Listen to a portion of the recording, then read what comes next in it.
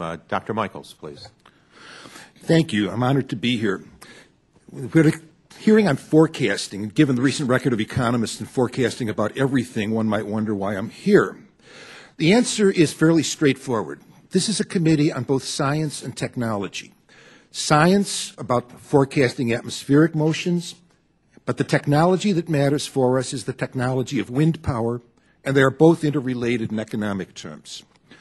Renewables now contribute approximately 3.5% of the nation's electrical energy. A few years ago, they were producing about 2%. Essentially, all of that growth in renewables has been due to the growth of wind power. If you are committed to renewables, given the technologies that are on the horizon, you are committed to wind. Wind is going to be the dominant renewable probably for the foreseeable future. If so, then what this committee must do as it evaluates the funding of this improved forecasting is to ask itself, what is going to be the future role of wind? Is it going to be worth the public investment given wind's track record and given wind's likely prospects? Wind now is a very special source of energy. It's essentially the only renewable that's really easy to build now, but it still lives on subsidies. It lives on renewable energy mandates.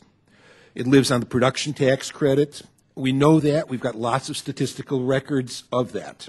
There may be rationales for some of these subsidies. In my testimony, I'd say I don't find them very convincing, but that's another story. The question that matters to us is that we are accumulating evidence on the viability of wind, and we are accumulating a lot of practical questions about whether we should rethink its future or not. We know, for instance, that now states, even with renewable mandates, are having trouble building transmission, having trouble siting such plants. We're understanding now that the way they interact with the rest of the electrical system has very interesting consequences, sometimes adverse consequences for carbon emissions and emissions of criteria pollutants.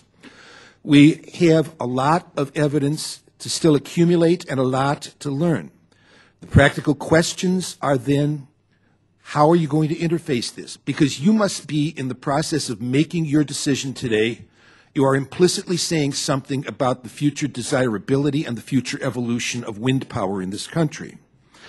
You have a tremendous number of developments taking place that are changing everything we know about the energy picture.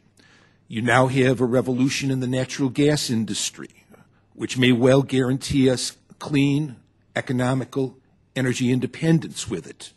If that's so, then again we may rethink wind. There are questions are mounting about climate policy and what exactly will happen if climate policy changes in either direction. So we have a set of questions which are really the kinds of questions economists ask. They are questions, that awful word from elementary economics, they are marginal questions. What is going to be the value of what you do? What will be the value of funding this work, supporting this work, given the current state of the wind industry and given its many possible futures? And when you make a decision here, you are implicitly saying something about what you believe the future of the wind industry is going to be. The question would be, what if all wind construction stopped today? What would you be doing? Would this be funding that was worth engaging in, or wouldn't it be? That is the question that this committee must decide. I can't. What you are doing is a simultaneous determination of how to handle the forecasting models and support them, and the future role of wind.